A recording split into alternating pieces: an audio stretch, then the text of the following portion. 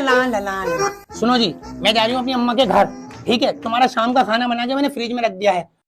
अगर कल तुम्हारा प्लान बने अपनी गर्लफ्रेंड को घर बुलाने का, तो कोई भी चीज ऑनलाइन मत मंगाना। मैंने पिज्जा बना दिया है, पेटीज बना दिया, सैंडविच बना दिया है। बाकी किचन में देखना, सारा सामान मैंने रेडीमेड बना के रख दिया है।